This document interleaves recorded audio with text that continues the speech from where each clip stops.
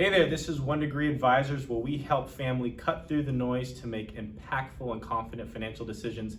Anthony, you recently wrote a post talking about really like the components of a financial plan, because I think a lot of people have misconceptions like, what is a financial plan? Is it a big doorstop that I walk out of an office with, I have no use for? Is it something more dynamic and living and breathing? And you actually gave an example and kind of related financial planning to basketball, right? Yeah, I did. Or specifically like the NBA draft. When I was a kid, I loved watching the NFL draft, NBA draft. Mm-hmm. So I used the example, and you could use a lot of different ones, how Greg Oden was selected in 2007 in front of Kevin Durant, who's now a superstar in the league. And it was basically around this idea that projections, while they may help, and they're certainly necessary, whether it's a sports draft or a financial plan, they don't really tell the whole story. Yeah, because Greg was drafted very highly, he was projected to be this great superstar. Kevin Durant, very good, but just not the same, and yet we see in real life that was not the reality. It was, right. So reality, when you're putting a financial plan together, I came away with really three essential components of a financial plan. One is priorities. Okay. You know, a lot of people think about, okay, well, I have a goal. Okay, goals are good and they are necessary, but how are we prioritizing our goals? Sure. And people often leave that out. So whether it's retirement, sending the kids to college, passing on an inheritance. You can start adding up the list real quickly. Very quickly. And then but it even doesn't stop there. You want to look at priorities in terms of, well, what are really my priorities in life? You know, is it contentment? Is it a certain purpose? Yeah, is there a greater calling beyond just these assets? Exactly. So that needs to be included in the prioritization. Second thing is plan of action. Okay. And this really plays into that whole idea of projections, which again are necessary. I'm not discounting that, but the plan of action is, what are we going to do about it? Got it. So the projections help provide context for what am I going to do.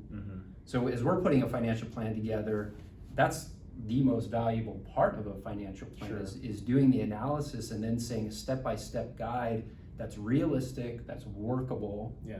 And what can I do today to help me move towards my... So I think that's probably the misconception a lot of people have, is you get these, or at least a lot of advisors will send clients away with these big, pretty graphs and, oh, look how pretty this is, but it's like, what am I supposed to do today? Like, how do I actually do this right now? Baby steps to actually make progress now, not just, oh, well, if I keep doing this in 30 years, it turns out nice. Yeah, and that really does lead nicely into the third one, because a lot of people do stop even with priorities or with a plan of action, but then it just sits on a bookshelf as a financial plan. A financial plan is really a process.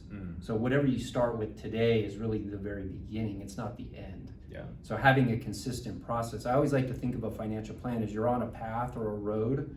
The further you get off that road as life inevitably changes, then you're losing time, you're losing money, you're just being very inefficient. So by meeting consistently, staying on a process, that helps to use the resources that we have to work towards your goals. So can you recap those three things again? Because I know you covered quite a bit there, but there's those three real pillars to building a financial plan. Priorities, plan of action, and then process. Put those three together and you really have like a dynamic financial plan that can adapt to life's changes and, even more importantly, lead you towards success. Yeah.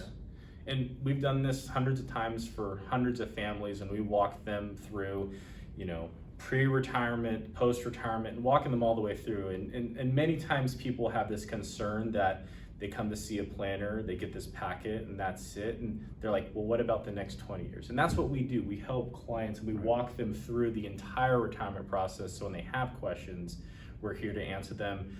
If you'd like to talk with us and really help guide you through this process, give us a call or visit our website. We'd love to talk with you.